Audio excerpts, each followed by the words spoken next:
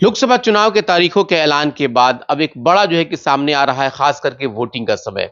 और जैसे जैसे वोटिंग का समय नजदीक आ रहा है, वैसे वैसे प्रत्याशियों के साथ साथ आम जनता भी इस बात को समझना चाहती है, जानना चाहती है कि आखिर कौन किस प्रत्याशी को टिकट मिला है और उसका क्या कुछ अभी आधार है या जनाधार है, और क्या जनता के बीच में उस तरीके से वो लोग अपनी बातों को रख पा रहे हैं और जनता किसके ऊपर विश्वास कर रही है। एक सर्वे आया है, सी सर्वे, और उस सी सर्वे में लगभग देखा जाए तो बिहार के 40 सीटों में जो एक तरह से अभी सामने आ रहा है, वो चीजें मैं आपको बताना चाहता हूं। लेकिन आज हम सिर्फ 10 सीटों की बात करेंगे। हालांकि वैसे तो हमारे पास 40 सीट का जो है कि आंकड़ा आ चुका है कि कौन कौन किसके से सामने है और किस तरह से कौन किसको बीट कर रहा है।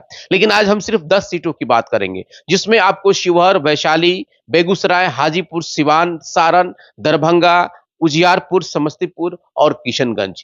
हम अगर आज किशनगंज की बात करें या समस्तीपुर की बात करें, उजियारपुर की बात करें, दरभंगा, सारण, सिवान की बात करें या फिर शिवहर की बात करें, तो यहाँ एक तरफ से देखा जाए तो एक तरफ जहां एनडीए है, वहीं दूसरी तरफ महागठबंधन है।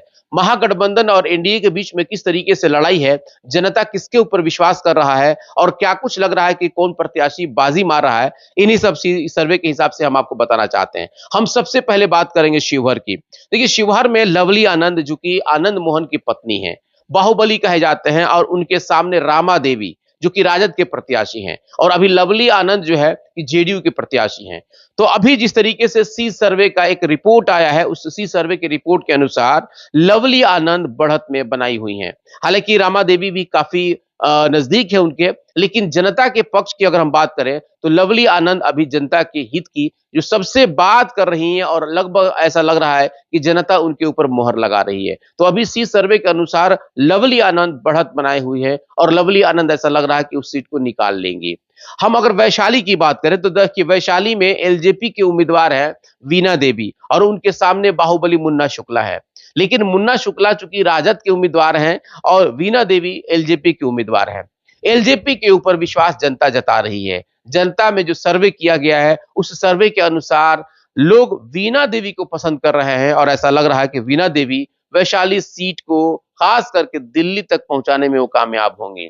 हम अगर बात कर ले बेगूसराय की, देखिए बेगूसराय में इस बार गिरिराज किशोर और उनके सामने है अवधेश कुमार राय, चूंकि सीपीआई की ये कैंडिडेट है। लेकिन वहां पे जिस तरीके से गिरिराज वर्सेज अवधेश राय के बीच की जो कॉन्टेस्ट है, हालांकि इस बार गिरिराज किशोर पिछड़ता हुआ नजर आ रहे हैं अवधेश राय से, चूंकि सीपीआई की सीट है और पिछली बार सीपीआई और राजद अलग अलग चुनाव लड़े थे। इस बार सीपीआई महागठबंधन की एक पार्ट है और अवधेश कुमार राय उसके प्रत्याशी हैं।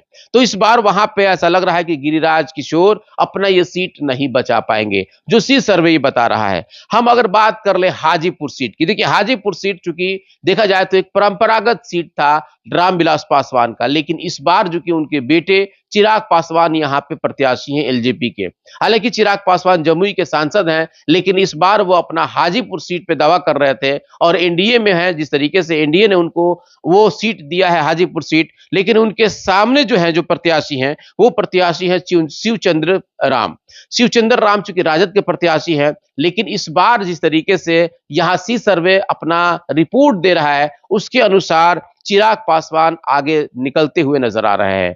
हालांकि अगर हम लोग बात कर ले सिवान की, सिवान सीट पे इस बार लगभग सबकी नजर है, और वो सिवान सीट जहां पे सिवान के दिवंगत पूर्व सांसद डॉक्टर मोहम्मद शहाबुद्दीन लगातार 4 बार का सांसद रहे, लेकिन उसके बाद 3 बार उनकी पत्नी चुनाव लड़ी। इस बार वो निर्दलीय लड़ रही हैं। हालांकि इस बार एनडीए से विजय लक्ष्मी कुशवाहा, वहीं राजद के प्रत्याशी अवध बिहारी चौधरी हैं, और अवध बिहारी चौधरी चूंकि विधानसभा के अध्यक्ष रह चुके हैं।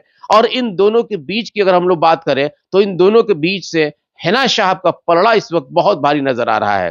हालांकि वो निर्दलीय लड़ रही हैं, लेकिन जनता के बीच में सबसे लोकप्रिय चेहरा इस वक्त हिना साहब बनी हुई हैं।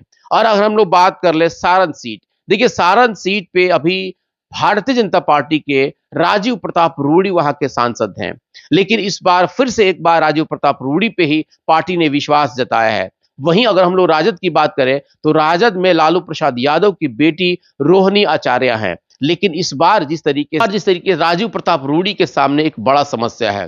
देखिए, इस बार राजीव प्रताप रूडी जो है कि पिछड़ते हुए नजर आ रहा है, खास करके रोहिणी आचार्य से। अब ये क्या कुछ मामला हो सकता है, लेकिन जनता के सर्वे के अनुसार वहां रोहिणी आचार्य आगे नजर आ रही हैं। अब हम लोग बात कर ले दरभंगा की। देखिए, दरभंगा में गोपाल ठाकुर जो है कि भारतीय जनता पार्टी के प्रत्याशी हैं, वहीं ललित यादव राजद के प्रत्याशी हैं। ललित यादव भी वहां बढ़त बनाए हुए हैं। वहां गोपाल ठाकुर को जनता उतना पसंद नहीं कर रही है, हालांकि सर्वे के अनुसार जिस तरीके से दोनों के अंदर कांटे की टक्कर बताई जा रही है।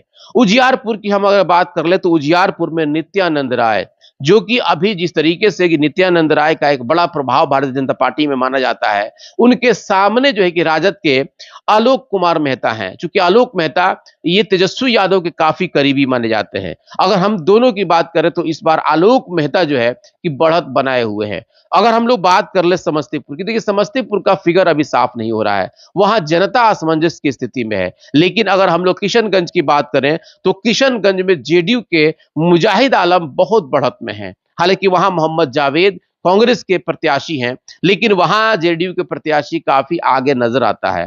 तो कुल मिलाकर के अगर हम लोग इन 10 सीटों की बात करें, जिसमें शिवहर, वैशाली, बेगूसराय, हाजीपुर, सिवान, सारण, दरभंगा, उजियारपुर और किशनगंज की, तो इन सीटों में लगभग 3 से 4 ऐसे सीट हैं जहां पे महागठबंधन अपना पलड़ा भारी समझ रहा है, जहां पे 6 सीटों पे अगर देखा जाए तो एनडीए काफी बढ़त में है। तो कुल मिलाकर के ये 10 सीटों के रुझान में अगर आपको बताया जा रहा है, तो जिस तरीके से यस 24 न्यूज ने इस खबर को दिखाया, इसमें जिस तरीके से आने वाले समय में और सारी चीजें कुछ बदलाव हो सकती हैं, क्योंकि ये पहला जिस तरीके से सर्वे आया है उस सर्वे को हमने आपके सामने रखा है। फिलहाल इन 10 सीटों की हम लोग बात अभी कर रहे थे, 10 सीटों का बात हम लोग अगले एडिशंस में करेंगे। लेकिन जिस तरीके से अभी धीरे धीरे माहौल बदल रहा है, इस माहौल में क्या कुछ नजर आ रहा है, जनता किस मिजाज के साथ आपके साथ मिल रही है, प्रत्याशियों के साथ मिल रही है, ये सारी चीजें देखा जाए तो काफी दिलचस्पी पैदा कर रहा है। फिलहाल आगे के सर्वे के लिए बने रहे हमारे साथ। बहुत बहुत धन्यवाद।